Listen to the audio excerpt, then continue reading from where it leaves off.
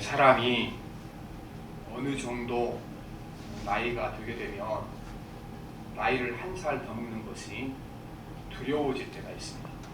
이렇게 자꾸 한 살씩 더 해가는데 내가 이루는 것도 없으니까 자꾸 두려워지잖아요. 한 살씩 더 먹는 것이. 그 시기가 지나고 나면 이제 한 살씩 더 먹어나가는 것이 좌절을 불렀다고 했습니다. 이 나이에 대해서는 이제 할 것도 없고 할 수 있는 것도 없고, 더 시간이 지나게 되면 이제 사람이 절망하게 되는 것도, 이제는 하나님께로부터 부름받을 날만 남았구나, 그렇게 생각하기가 쉽습니다. 그래서 사람들은 할 수 있으면 이 나이를 먹는 것을 늦춰보려고 많이 노력합니다. 그래서 요즘 이제 자주 사용하는 말이, 사람에게는 나이가 둘이 있다. 육신의 나이하고 그 다음에 해가 지나가면 먹는 나이다. 이걸 어떤 분이 표현을 잘했어요. 사람에게는 건강 나이와 달력 나이가 있다. 달력이 넘어갈 때마다 늘어나는 나이가 있고, 몸의 상태에 따라서 매길 수 있는 나이가 있다는 겁니다. 건강한 체질로 태어나고 관리를 잘하면 달력 나이는 많지만 몸의 나이는 늦출 수가 있습니다. 그래, 달력 나이로는 80세지만 이 몸의 나이로는 60세 되신 분 있죠. 젊은이처럼 막 날아다니고 100km씩 이역도를 막 드는 사람, 그런 사람이 있습니다. 그래서 사람들은 할 수 있으면 건강 나이를 낮추려고 많이 노력을 합니다. 그런데 예수님께서는 어떻게 했을까요? 예수님 성경에 보면 예수님께서 이 건강 나이가 그렇게 좋게 보이지 않았습니다. 왜냐하면 유대인들과 예수님 사이에 이렇게 논쟁이 있을 때 유대인들이 예수님께 그렇게 물어봅니다. 예수님께서 나는 아브라함보다 먼저 있었다, 그렇게 하니까 유대인들이 뭐라고 묻냐 그러면, 너 아직도 나이가 50이 못 됐는데 어떻게 아브라함보다 먼저 태어났다 그러느냐. 그때 예수님 연세가 30대 초반이었잖아요. 근데 50도 못 됐냐, 그 말은 적어도 유대인들 그 예수님 나이가 40대쯤 보인다는 거죠. 그러니까 50도 못 됐다, 그렇게 얘기를 하게 된 겁니다. 그리고 사도 바울 역시 이 건강 나이가 좋지 못했습니다. 사도 바울이 워낙 복음 전하고 고생도 많이 하고 매도 많이 맞고 잠도 자지 못하고 죽일 고비를 여러 번 넘기고 감옥 생활하고, 그래서 아마 이 나이 들어서 몸이 바짝 늙어 보였을 것입니다. 거의 걸어다니는 종합병원처럼 사도 바울의 몸의 상태가 좋지 않았을 것입니다. 그리고 이제 고린도후서를 쓸 때가 상당히 늙어서 60세가 지나서 글을 썼는데, 이때 아마 바울도 스스로 몸이 막 이것저것 아프고 그러니까 상당히 자기 몸에 대해서 이렇게 부담을 가진 것 같습니다. 근데 어느 날 이 바울이 가만히 생각하다가, 내가 몸이 늙는 것이 그렇게 낙심할 일이 아니다, 그렇게 합니다. 오늘 말씀에 보면 16절에 보면, 그러면 우리가 낙심하지 아니하노니 우리의 겉사람은 날까지나 속사람은 날로 새로워졌다. 그래서 현재 우리가 나이를 정할 때 건강 나이, 달력 나이 그렇게 말하는데, 사도 바울은 다른 형식의 나이를 정하는 겁니다. 사도 바울은 사람이 그런 나이가 둘이 있다. 겉사람의 나이와 속사람의 나이가 있다, 그렇게 말합니다.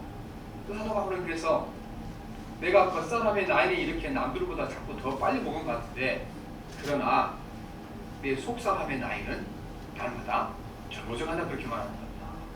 우리가 이 건강 나이는 관리를 잘하면은 늦춰줄 수 있죠. 그러나 늦춰주는 것이 이제 안 늙는 것이 아니에요. 사도 바울이 속사람의 나이는 늦춰주는 것이 아니고 젊어지는 거다, 그렇게 말합니다. 그래서 내가 몸이 이렇게 막 망가져가고 점점 늙어져 가지만 내 속사람은 점점 젊어져 가니까 내가 내 몸이 늙어지는 것까지 그래야 이거 낙심하지 않는다, 이렇게 말씀을 하고 있습니다. 실제로 우리가 건강이 나이라는 것은 아무리 막고 싶어도 막지 못합니다. 늦추는 것뿐이죠. 그리고 그 60의 나이가 젊은 사람들도 혹독한 시련을 만나고 나면 순식간에 바싹 늙지, 그렇죠. 좀 건장하고 젊었던 사람들이 너무나 힘든 삶을 살면 막 1년 사이에 바싹 늙어보는 거잖아요. 그러니까 우리가 건강하게 누릴 것이 뭐예요? 가장 중요한 건 우리가 사도 바울이 말한 이 나이가 중요합니다. 겉사람의 나이와 속사람의 나이. 근데 겉사람은 자꾸 늙어가지만 내 속사람은 그리스도 안에서 날마다 젊어져 갈 수 있다 이렇게 말하는 겁니다. 그래서 우리에게는 매일매일 젊어져 갈 수 있는 나이가 있습니다. 바로 속사람의 나이가 매일매일 젊어져 가는 것을 말씀하는 것입니다. 우리는 그래서 건강 나이나 달력 나이가 중요한 것이 아니고 우리의 속사람의 나이가 가장 중요합니다. 그러면 도대체 속사람이라는 것은 뭔가? 이 속사람이라는 것은 여러분 예수님을 구주로 마음속에 모신 사람에만 있는 나이예요. 왜냐하면 우리가 예수 믿기 전에는 우리 속사람이 죽은 사람입니다. 여기 속사람이라는 것은 우리 영혼을 일컫는 말이거든요. 영혼을. 그런데 예수님의 생명이 우리 안에 들어오기 전에 우리는 영혼이 모두 죽은 사람이에요. 그러니까 예수님께서 살아있는 사람보다 죽은 사람을 이렇게 얘기했잖아요.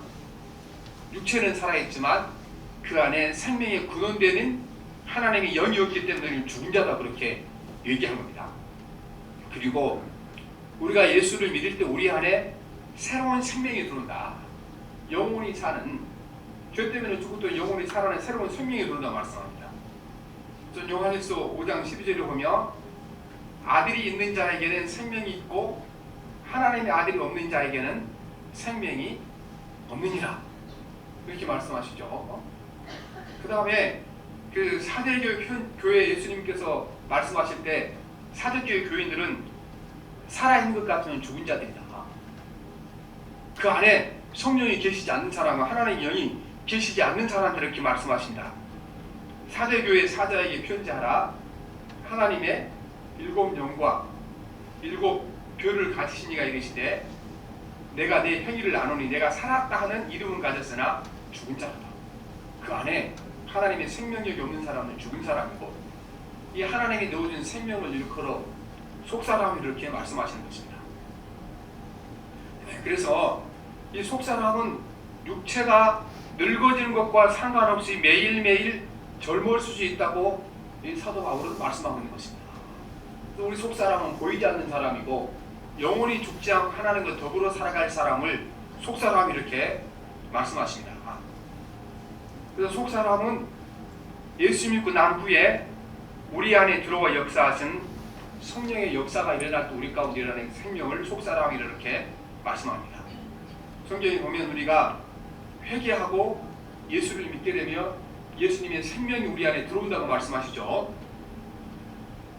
사도행전 2장 38절에 보면 그 베드로가 이렇게 설교합니다. 베드로가 이르되 너희가 회개하여 각각 예수 그리스도의 이름으로 세례를 받고 죄사함을 받으라. 그리하면 성령의 선물을 받으리니. 회개하고 죄사함을 받으면 성령의 선물을 받으리니. 그 성령이 우리 안에 들어오면 생명의 근원이 우리 안에 들어오게 되는 겁니다. 그리고 이제 우리 안에 생명의 근원에서 성령이 들어왔기 때문에 할 수 있는 일이 있습니다. 첫째는 우리 안에 성령이 계시기 때문에 예수님을 주님이라고 부를 수 있다. 물론 그거는 뭐 입술로만 가식적으로 부르는 것이 아니고 진정으로 예수 그리스도 주님으로 섬기고 그분을 예수님을 주님이라고 부르는 것, 우리 안에 성령이 계시지 않게 되면은 부를 수 없다고 이렇게 말씀하시는 것입니다. 우리가 너무 쉽게 예수를 주님이라고 부르지만 예수님의 생명이 우리 안에 들어오지 않게 되면 주님이라고 부르지 못합니다. 그 말씀이 고린도전서 12장 3절에 보면 그러므로 내가 너희에게 알게 하노니 하나님의 영으로 말하는 자는 누구든지 예수를 저주할 자는 하지 아니하고 또 성령으로 아니하고는 누구든지 예수를 주시려 할 수 없느니라 말씀하십니다. 그래서 우리가 예수 그리스도를 정말 마음 가운데 주님으로 믿고 주님이라고 부르는 사람들은 그 안에 누가 계십니까? 성령이 계시는 것입니다. 우리는 성령이 계신다는 것이 막 강언을 하고 막 귀신을 쫓아내고 능력이 나타나야 이걸 성령이 계신다고 생각하는데 성경에는 마음 가운데 예수를 주님으로 믿고 예수를 주님으로 부르는 사람은 그 안에 성령이 계신다 이렇게 말씀을 하고 있는 것입니다. 우리 안에 다 성령이 계시는 것입니다. 그 다음에 하나님을 아버지라 부를 수 있는 것, 그 안에 성령이 계시기 때문에 가능하고 말합니다. 갈라디아 4장 6절에 보면 너희가 아들인 거로 하나님이 그 아들의 영을 우리 마음 가운데 보내사 아바 아버지라 부르게 하십니다. 하나님이 영을 우리 가운데 보내줄 때 하나님을 아버지라 부르시는 것이지 아무나 하나님을 아버지라 부르시는 것이 아니라는 것입니다. 그래서 성령이 우리 가운데 오시게 되면 놀라운 변화가 일어나죠. 전에 없던 속사람이 생겨나는 겁니다. 생명이 우리 안에 들어와서 예수를 주님이라 부르고 그분을 주님으로 섬기고 하나님을 아버지라 부를 수 있는 그 능력이 우리 안에 일어나게 되는 것입니다. 그래서 이 속사람이 있는 사람, 생명의 근원 되신 성령이 있는 사람들은 이 속사람이 있는 것이고 겉사람이 세월이 지나가면 늙어가는 건 상관없이 이 속사람은 세월이 지나가도 늙어가는 것이 아니고 점점 젊어질 수 있다 이렇게 말하는 것입니다. 그 고린도 학교에서 심리학 교수로 계셨던 우리 한성열 교수님이 계십니다. 이분이 그 목사님 자제분이신데 아주 신앙이 좋은 사람이고 그 우리가 기독교 방송 같은 데도 많이 강연하신 분인데 이분이 이런 얘기를 하세요. 어떤 얘기냐 그러면은 사람들은 죽을 때까지 평균 나이 25세로 살 수 있다.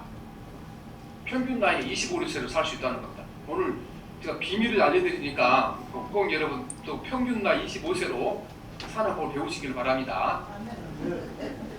왜 하필 25세를 기준으로 삼았는가? 사람이 태어나서 육신이 점점 이렇게 강해지잖아요. 그렇죠? 키도 커지고 기력도 강해지고 또 호르몬도 왕성해지고 그게 정점이 25세입니다. 생리적으로 약간 다르겠지만 25세가 지나면 그 전부터는 쇠퇴하기 시작하는 거죠. 점점 쇠퇴하는 겁니다. 그러니까 이번 얘기가 우리가 인간이 정점에 이르던 25세 그 나이로 살 수 있다. 어떻게 가능한가? 평균 나이로 가능하다는 겁니다. 왜냐하면 육신의 나이가 26세가 되면 그때 우리 속사람의 나이가 한 살 젊어져 버렸잖아요. 그럼 평균 나이가 몇 세 되는 거죠? 25세 되는 거잖아요. 그래서 그분 얘기를 우리가 이렇게 살아야 된다. 우리가 평균 나이 25세로 살아야 된다. 육신이 날마다 늙어가지만 우리 속사람이 날마다 해마다 젊어져서 25세도 20세도 유지하는 것이 우리가 하나님께서 우리 원하는 바다 말씀하십니다. 그래서 우리 그리스도 안에 속사람이 젊어질 수 있죠. 이거는요 우리 안에 생명의 영이신 성령님이 계신 사람이면 가능한 거예요. 누구나 다 속사람이 젊어지는 건 아니고, 왜냐하면 그리스도를 주로 모시지 않는 사람에게, 하나님을 아버지로 부르지 않는 사람들에게는 속사람 자체가 이미 주고 없는 건데 어떻게 젊어지겠습니까?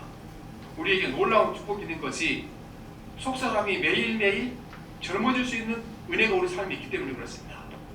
그런데 속사람이 젊어지는 거 저절로 되는 건 아닙니다. 하나님께 속사람이 젊어지도록 은혜를 베풀어 주셨지만 내가 성령 은혜에 따라 날마다 속사람이 젊어지고 노력을 해야 젊어지는 거예요. 그래서 우리가 어떻게 되는 것이 도대체 속사람이 젊어지는 걸 알고 합니다. 우리는 건강 나이가 젊어지는 것을 어떻게 이제 되게 표현합니까? 하얀 머리가 검정 머리로 바뀌는 것을 우리가 건강 나이가 젊어졌다 그랬죠. 그 다음에 기력이 약해졌던 사람이 기력이 강해지며 그 사람이 젊어졌다 얘기하죠.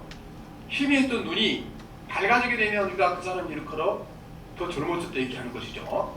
그러면 이 속사람이 젊어졌다는 건 뭘 표현하는 거예요? 속사람이 또 젊어진 것이 막 머리가 하얘지고 기력이 강해지고 눈이 밝아지고 이게 아닙니다. 속사람이 젊어졌다는 것은 다른 기준이 우리에게 제시됩니다. 첫째, 속사람이 젊어진다는 것은 여러분 우리의 사고와 생각이 젊어지는 건데, 사고와 생각이 젊어진다는 것은 이거는 우리 사고가 이렇게 유연해진다는 겁니다. 부드러워진다는 겁니다. 우리 생각과 사고가 어떤 틀에 갇히지 아니하고 늘 새로운 생각과 새로운 사고를 해낼 줄 아는 사람이 일컬어 젊어졌다 이렇게 얘기를 하고 있는 것입니다. 하나님의 영의 지배를 받는 사람들은 생각과 마음이 늘 부드러워지게 되는 것입니다. 주의 영이 임하시게 되면 우리 몸이 부드러워지는 것이 아니고 우리 생각이 부드러워집니다. 에스겔서 11장 19절을 보면 내가 그들에게 일치한 마음을 주고 그 속에 새 신을 주며 그 몸에서 굳은 마음을 제하고 부드러운 마음을 주어서 그랬죠. 성령이 임한다고 우리 몸이 젊어지지는 않죠. 물론 주님 나라만 변화되겠지만 어떻게 변화가 그렇습니까? 굳은 마음을 제하고 부드러운 마음을 얻는 것이 우리가 젊어지는 겁니다. 우리 사고가 부드러워지고 생각이 부드러워지는 것이 이게 우리 속사람이 젊어진 사람이 나타나는 현상이라는 겁니다. 여러분, 성령이 내 안에 계신 사람들은 젊어질 수밖에 없습니다. 왜냐하면 성령이 안 계신 사람들은요, 자기가 알고 있는 지식, 자기가 알고 있는 경험, 이거를 너무 소중하게 여깁니다. 너무 귀중하게 여깁니다. 그리고 내 지식이 전부라고 생각합니다. 내 경험이 전부라고 생각합니다. 그래서 도대체 이걸 바꾸려 하지 않습니다. 그런데 이게 나이를 먹어가면 먹어갈수록 이게 고착되는 거예요. 내가 알고 있는 지식, 내가 하는 경험, 이게 세상으로 생각을 하고 살아가는 겁니다. 여러분, 우리가 내가 아는 지식이라는 것은요, 세상에 많고 많은 지식 중에 거의 손톱만큼 아는 거예요. 근데 그 자기 지식에다가 온 세상 마음과 세상을 거기다가 맞춰서 하니까 이게 어떻게 되겠습니까? 문제가 생기는 거잖아요. 항상 우리가 내 생각과 내 경험, 이거는 아무것도 아니다. 지극히 작은 것이고 언제든지 내 생각은 잘못된 생각일 수 있고 내 경험은 잘못된 경험일 수 있다. 그래서 여러분, 우리가 성령이 임한 사람들은 내가 아는 지식이 얼마나 보잘것없는 걸 아는 사람인 겁니다. 내가 아는 경험이 이게 얼마나 좁은 걸 알고 있기 때문에 하나님 말씀 앞에 자기 생각과 자기 경험을 항상 깨뜨리고 이제 옥합을과 깨뜨린 것처럼 하나님께 내드리는 거기 때문에 생각이 젊어질 수밖에 없게 되는 것이죠. 우리가 향유 옥합을 깨뜨린 거다. 여러분, 내 생각과 내 경험의 이 항아리를 깨뜨려 주님께 드리기 중요합니다. 이걸 깨뜨려 주님께 드려야 우리가 젊어질 줄 믿습니다. 그런데 이게 쉬운 것이 아니죠. 성령이 임하지 않게 되면 이것이 지극히 내 생각과 내 경험이 전부 하는 것을 생각해서 벗어나기가 어려운 것입니다. 여러분, 우리가 하나님 말씀 외에 세상에 절대적인 것은 없습니다. 절대적인 것은. 여러분, 우리가 수천 년 동안 어떻게 했으면 갈릴리로 나타나기 전까지 지구가 세상의 중심이라는 사람을 믿고 살았어요. 수천 년 동안 사람들이. 교회는 그 진리를 지키려 갈릴리를 죽이려, 갈릴레오를 죽이려 했잖아요. 마찬가지로 우리가 내가 알고 있는 지식, 내가 알고 있는 경험, 이거요, 언제든지 내려놓고 깨뜨릴 각오를 해야 우리 영혼이 젊어진 사람들, 속사람이 젊어진 줄 믿습니다. 성령이 함께하는 그렇게 될 수밖에 없습니다. 왜냐하면 성령이 함께하는 사람들은 하나님의 말씀만이 진리인 것을 믿기 때문에 그렇습니다. 이사야서 55장 8절 9절에 보면 이는 내 생각이 너희의 생각과 다르며 내 길은 너희 길과 다름이니라. 여호와의 말씀이니라. 이는 하늘이 땅보다 높음같이 내 길은 너희 길보다 높으며 내 생각은 너희 생각보다 높으니라. 우리는 하나님의 생각은 내 생각과 내 경험을 초월한다. 누가 이 성령이 함께 하시면 늘 이 지식이 나를 이제 지배하기 때문에 우리가 늘 생각과 사고가 부드러울 수밖에 없고 다른 사람의 생각과 사고를 잘 받아줄 수밖에 없게 되는 것입니다. 우리는 날마다 내 생각과 내 경험을 이거를 하나님 말씀 앞에 굴복시켜 나갈 때 여러분, 우리가 속사람이 젊어질 줄 믿습니다. 이게 내 생각과 내 경험 이거를 절대화시켜서 시간이 지나면요, 하나님의 말씀도 거기다가 맞추려고, 하나님의 말씀도 내 생각에 틀에다 맞추려고, 하나님의 말씀 내 경험에 맞추려고. 그러면은 우리가 예수 믿는 사람은 절대로 젊어지지 못하고 속사람이 젊어지지 못하죠. 더 빠른 속도로 우리가 내 몸이 늙은 것보다 생각이 더 빨리 늙어가야 될 줄 믿습니다. 그래서 오늘도 우리가 매일처럼 여러분, 우리가 내 생각과 내 경험과 이거를 절도화시켜서는 안 되고 주의 말씀 앞에서 언제든지 내 생각과 내 경험을 깨뜨려야 될 줄 믿습니다. 그래서 향유 옥합을 깨뜨리는 것보다 주의 사역하기 위해서 뭐가 더 중요합니까? 내 생각과 내 경험의 틀을 깨뜨리는 것이 더 중요합니다. 오늘날 우리가 많은 교회에 분쟁이 생기고 많은 문제가 생기는, 왜 다 문제가 생기는가? 각자가 다 옳다고 생각하거든요. 왜 옳다고 생각합니까? 자기 생각이 하나님의 뜻으로 생각하니까 하는 거잖아요. 그러나 우리가 그걸 깨뜨리게 되면은, 그래서 내 지식과 경험을 깨뜨리는 거, 향유옥합을 깨뜨리는 걸 더 어려운 겁니다. 성령이 함께 하셔서 여러분, 내가 알고 배운 지식과 경험들, 우리가 세월이 많이 지나서 더 깨뜨리기 어려운 거잖아요. 성령이 정말로 우리가 향유옥합을 깨뜨리는 것처럼, 내가 향유옥합처럼 소중하게 여기는 내 생각과 내 경험을 깨뜨리게 도와주시고, 하나님의 생각과 성령의 느낌을 내가 받아들이도록 도와서 기도할 때 저와 여러분의 속사람이 날마다 젊어지는 역사와 놀라운 기적이 일어날 줄 믿습니다. 두 번째는 우리가 속사람이 젊어진다는 것은 우리 마음이 따뜻해진다는 겁니다. 따뜻해진다는 거. 우리는 늙어간다는 건 모든 것이 굳어져 가는 거잖아요. 그렇죠? 모든 굳어져 가는 거예요. 그래서 나물도 봄에 이제 막 찬바람, 약간 따뜻한 바람 났을 때, 그때 파릇파릇 올라올 때 그 뜯어먹어야 부드럽고 맛있지. 시간이 지나면 쇠서 못 먹는 거잖아요. 두릅 같은 것도 쇠서 먹는 것도 못 먹는 거잖아요. 우리가 이제 열왕기상 1장 1절을 보면 사람이 늙어지게 되면은 우리 몸이 얼마나 차가워지는가를 잘 보여주는 말씀이 나옵니다. 다윗 왕이 그 늙었을 때 이야기인데, 열왕기상 1장 1절을 보면 다윗 왕이 나이가 많아 늙으니 이불을 덮어도 따뜻하지 아니한지라. 우리가 몸이 늙었다는 징계가 어디 있으냐? 몸이 늙었다는 것은 열기가 빠져나갔잖아요. 조금만 쳐도 추워지는 거잖아요. 역시 우리가 성령이 우리 안에 들어오게 되면 우리 마음이 따뜻해지게 되는 거예요. 마음이 따뜻해져서, 마음이 따뜻해지면 무엇입니까? 민감해지는 거죠. 그래서 다른 사람의 피로에 민감해집니다. 다른 사람의 고통이 민감해집니다. 또 이제 마음이 따뜻한 사람들은 다른 사람들이 나와 다른 생각을 하는 사람들을 받아들일 수 있는 마음에 여유가 생기는 겁니다. 그런데 우리가 날마다 성령 하나 변화받지 못하게 되면요, 나이를 먹으면 먹을수록 마음이 차가워지는 겁니다. 그래서 남의 고통에 대해 무관심해지게 가고, 시간이 지나갈수록 우리가 나와 다른 사람을 가슴에 품을 줄 모르고 우리가 살아가게 되는 겁니다.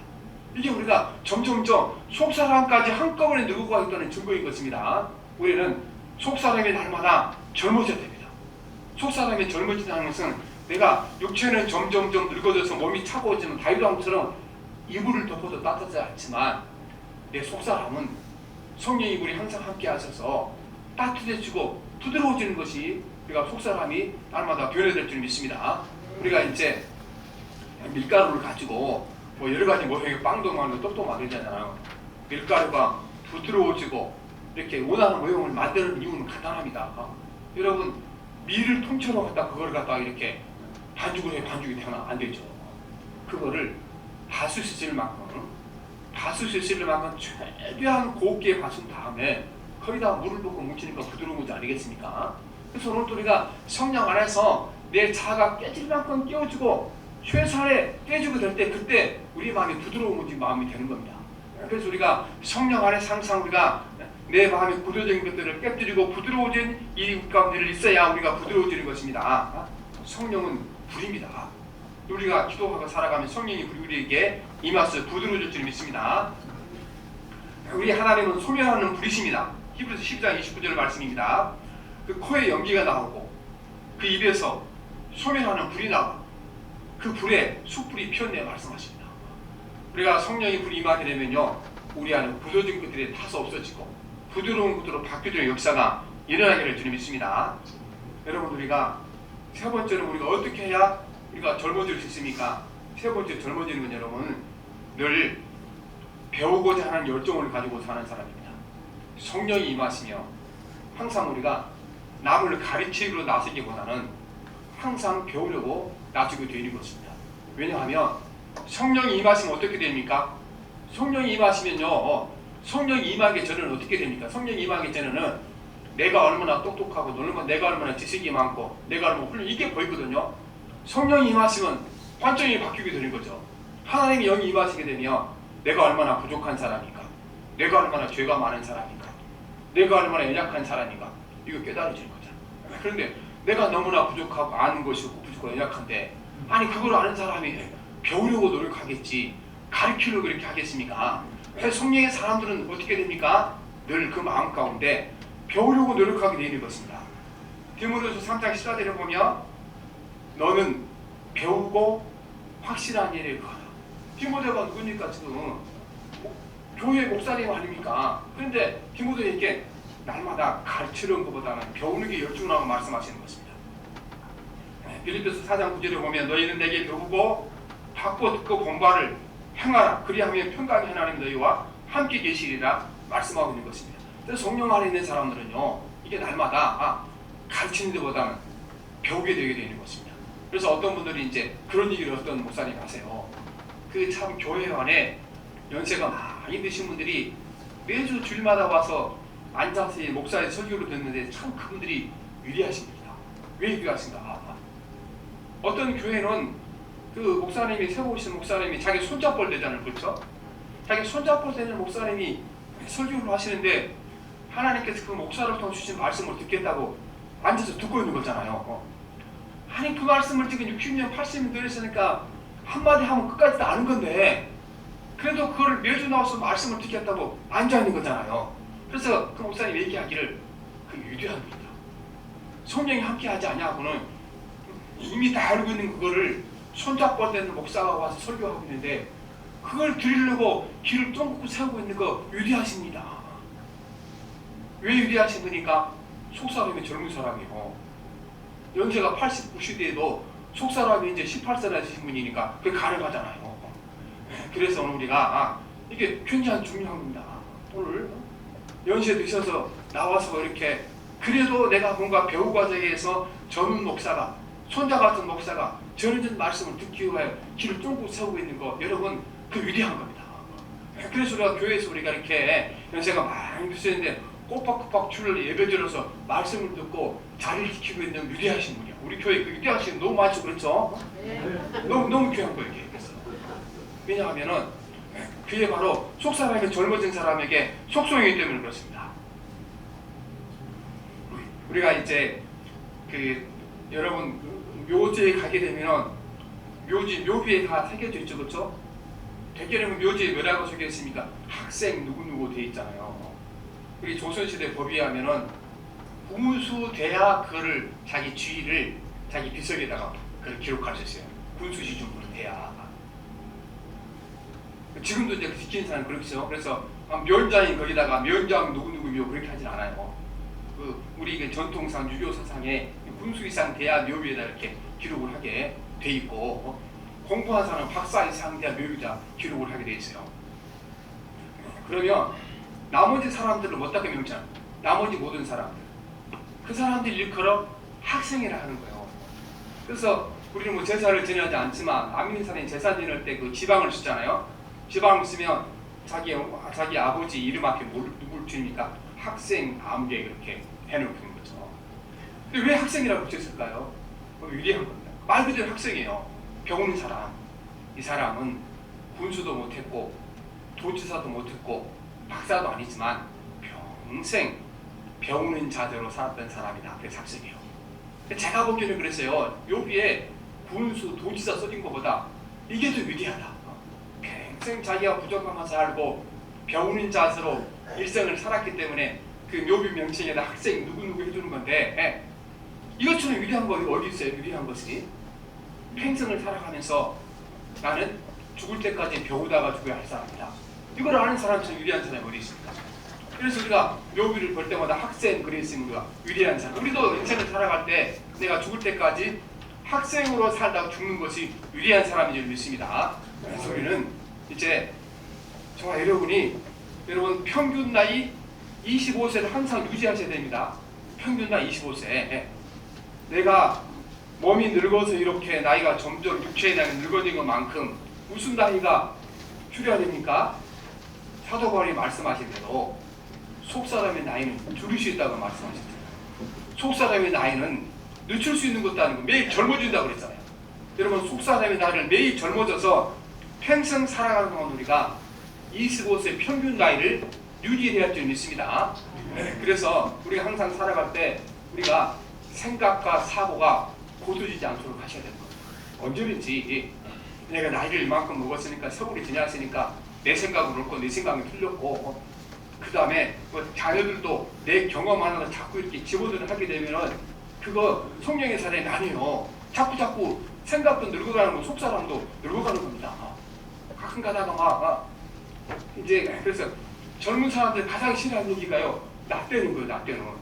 아니 지금 나 때는 그러면 70년 전이고 막 60년 전인데 그때하고 지금하고 시간이 달라는데 내가 너 때에 맞춰 살아야지. 지금 시간이 바뀐 사람한테 와서 내가 70년 전에 살았던 나 때에 맞춰 살아가면 안 되는 거잖아요. 그렇죠? 내가 나이 먹은 내가 너 때에 맞춰 살아가는 것이지. 그러니까 젊은 사람에게 나에게 시간을 맞춰 살아라. 이거 이처럼 불합리한 게 어디 있어요?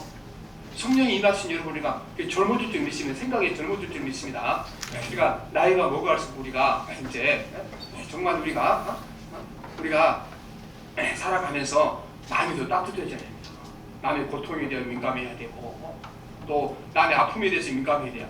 남의 필요에 대해서 민감해야 돼요. 그리고 내 생각과 틀린 사람들, 내 뜻과 틀린 사람들, 지난날 나한테 실수와 허물이 많은 사람들, 여러분 마음이 따뜻한 사람들은 그 사람을 품을 수 있는 능력이 임할 줄 믿습니다. 그게 속사람이 젊어진 거예요. 속사람이. 우리가 이제 시간이 지나 불구하고 아니 막 30년 전에 말 한마디 잘못했는데 그거를 30년만 품고 있는 사람들은요, 속사람 나이가 300년 더 늙을 줄 믿습니다. 그렇게 하지 마십시오. 오늘 여러분이 30년 전에 묵었던 사람 다 놓치고 가면은 여러분은 속사람 나이가 300년 젊어질 줄 믿습니다. 오늘 여러분 우리가 속사람이 젊어져야 됩니다. 매일처럼 여러분 가르쳐주지 말고 자녀들에게도 요새는 젊은 사람도 병으로 살아가야 되는 겁니다. 그래서 이제 요새 사람들이 이제 자꾸 어른이라고 불러다 놓고 이제 이렇게 가르치기 좋아하는 사람이 일컬어 꼰대라 그러거든요. 꼰대. 그런데 이 꼰대하고 선생님 차이가 뭔가? 가르치는 선생님이 되었잖아요. 어떤 분이 그렇게 얘기했어요. 꼰대하고 선생님 차이가 뭔가? 꼰대는 자기가 이 말 해주고 싶어서 자녀도 부르다 놓고 조카도 부르다 놓고 막 너 이렇게 살아면 안 된다, 이렇게 맡기는 아니다. 그건 꼰대라는 거예요. 선생이 누군가? 선생은 어머니 아버지 내가 어려운 일이 있어서 좀 어려운데 어떻게 했으면 좋겠습니까? 그리고 조카나 누가 부하들이 제자들이 찾아와서 또 이제 동생들은 사람이 찾아와서 내가 이렇게 어려운 일을 당했는데 이 형님이나 아버님 같은 거 어떻게 해줬으면 좋겠습니까? 저한테 좀 이렇게 조언을 해서 그분이 선생님이라는 겁니다. 그러니까 상대방이 가르쳐 주려는 말도 안 했는데 내가 답답하니까 알아서 막 불러다가 막 가르친 사람들은 꼰대고, 진짜 상대방이 필요해서 내 경험과 내 지식이 필요해서 이게 묻고 싶은 사람에게 대답해 준 사람이 선생이라는 겁니다. 그래서 우리가 이제 여러분 꼰대로 살지 맙시다. 선생으로 살아가야 돼요. 내가 보기에 너무 답답할 때 많죠. 그렇죠? 저도 막 답답할 때 막 애들 하는 거 보면은 답답할 때가 많지만 이렇게 아무 때나 불러놓고 이렇게 저렇게 하질 않죠. 물론 그럴 때도 있으면 자꾸 노력을 하고 살아가는 거죠.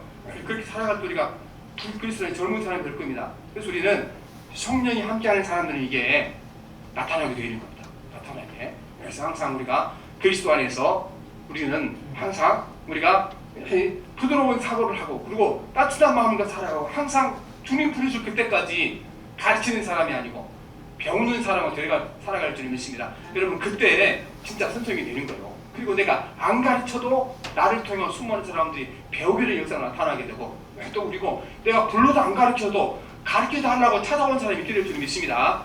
오늘 저와 여러분이 이제 평균 나이 몇 세? 25세. 평균 나이 25세로 남은 인생 살아갑시다. 그러는 여러분 우리가 매일 여러분 우리 속사람이 젊어져야 됩니다. 내 생각과 내 경험을 깨뜨리고 하나님의 말씀만 절대적인 기준을 삼고 하나님의 말씀 앞에서 내 생각과 경험을 날마다 옥합을 깨뜨려 돼야 되는 것이고 우리가 따뜻한 마음으로 살아가고 나는 평생 병우는 자세로 살아가겠다. 그때 우리가 진정한 스승이 되고 진정 우리가 젊어지게 될 줄 믿습니다. 그렇게 여러분 그렇게 되면요 우리가 자녀들도 친목교회에 나오지 말아 다 나오게 돼 있어요. 또 주변에 젊은 사람 다 주님 앞에 나오게 되는 겁니다. 왜냐하면은 아니 그 교회 갔더니 젊은 사람만 가득 차 있잖아요. 그렇죠? 나이는 막 80대에서 보니까 사고하는 것이 생각하는 것이 마음 쓰는 것이 몇 살? 25세. 아니 25세 젊은 사람이 가득 차 있는데 젊은 사람이 찾아오겠죠. 그러니까 여러분 우리가 오늘부터 평균 나이 몇 살? 25세로 삽시다. 이렇게 결론했습니다. 살아계신 하나님 아버지, 인간의 육체는 저주를 받아 시간이 자고 세월이 지나면 늙어지고 굳어지고 하나님 아버지 죽음을 향하여 갈 수밖에 없고 기력이 약해질 수밖에 없습니다. 하나님 사도 바울은 그러나 육신이 약해진 것, 육신이 늙어지는 것 내가 낙심하지 않는다고 말했습니다. 예수님이 계신 사람, 성령이 계신 사람들은 속사람이 날마다 젊어져서 육신이 늙어진 것 이거를 하나님 아버지 상쇄하고 남음이 있어서 평생 동안 젊음을 유지하고 살아갈 줄 믿습니다. 성령님 함께 도우셔서 우리가 날마다 그리스도 안에 젊어지게 도와주옵소서. 내 사고 틀과 생각의 틀을 말씀 앞에 깨뜨리게 도와주시옵시고 하나님 내 굳어진 마음을 제하게 도와주시옵시고 세상을 향해 따뜻하게 다가가게 도와주시고 나와 다른 사람들 나에게 소원한 사람들 품을 수 있는 가슴을 허락하여 주시옵시고 나는 일생 살아가는 동안 하나님 아버지 가르치는 자는 아니고 모두에게 어린 아이에게조차도 배우는 자서 살아가기로 하셔서 우리가 하나님 아버지 육신이 날마다 늙어지만 우리 속사람이 매일매일 젊어져서 우리 모든 성도가 평균 나이 25세가 되게 하여 주시옵소서. 예수님 이름으로 기도합니다. 아멘. 우리